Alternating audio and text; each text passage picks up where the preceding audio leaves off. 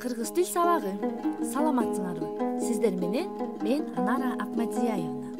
Бүгүнкү сабагыбыздын темасы Манас Баатыр. Кыргыз элинин сыймыгы, элибиздин маданиятыбыздын туу чокусу, каада салтыбыздын энциклопедиясы бул Манас эпосу. Манас эпосу дүйнөдөгү эң чоң эпос болуп эсептелет. 500.553 ырсаптан турат.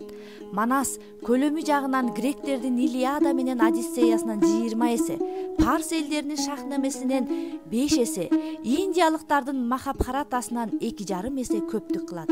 Дүйнөдөгү баардык эпосторду чогултуп келгенде да бир эле Саякбай Каралаевдин айткан вариантынын көлөмүнө жетпейт.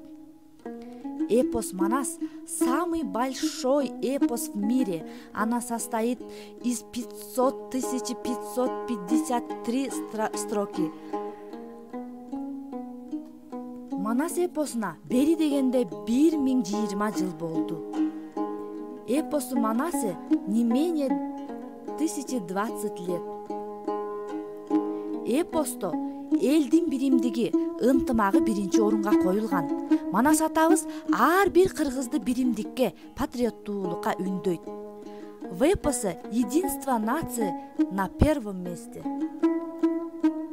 Ошондой эле эпосто улууну урматтоого тарбиялайт, кичүүнү сыйлоого, ага туура жол көрсөтүүгө чакырат.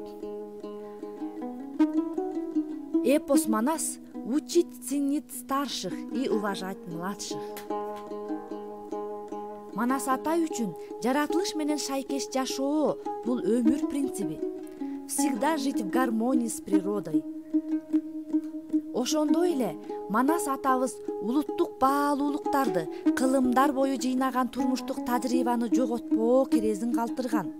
Также мы должны ценить национальные ценности. Манас атай үчүн энени сыйлоо бул баарынан ыйык. Он был из тех, кто считал, что рай у ног матери. Ал сүйүүгө туруктуу болуу осуятын айтат.